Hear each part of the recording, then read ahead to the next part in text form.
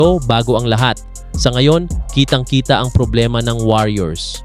Umaasa pa rin sila kay Stephen Curry, hindi consistent ang scoring support, mahina ang interior defense at rebounding, at kulang sa size laban sa malalakas na West teams. Kaya tanong, shooter ba ang kulang o isang dominant big man?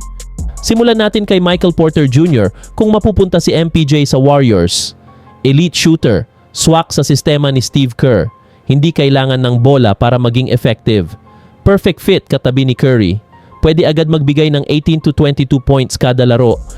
Pero may problema, injury prone si MPJ. Mahina sa depensa. Hindi niya sinusolusyonan ang interior defense ng Warriors. So oo, gaganda ang opensa. Pero sapat ba yon para manalo ng titulo? Ngayon, punta tayo sa mas malaking pangalan, Anthony Davis. Kung si AD ang makuha ng Warriors, elite rim protector, top rebounder, kayang magbuhat sa depensa, pwede maging second option sa opensa.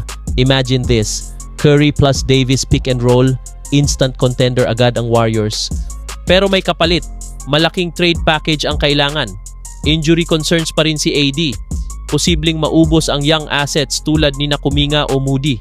Pero tandaan, championship window ni Curry ay unti-unti nang nagsasara.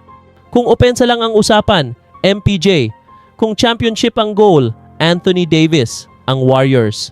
May shooters na, may playmakers na. Ang kulang, isang game-changing big man. Kaya kung tatanungin ako, mas kulang ang Warriors kay Anthony Davis kaysa kay MPJ. Pero ikaw, anong tingin mo? MPJ or Davis? Sino ang dapat kunin ng Warriors para sa huling championship run ni Steph Curry? Comment down below ang opinion mo. Like kung solid ang analysis, subscribe para sa araw-araw na NBA trade news. Peace out!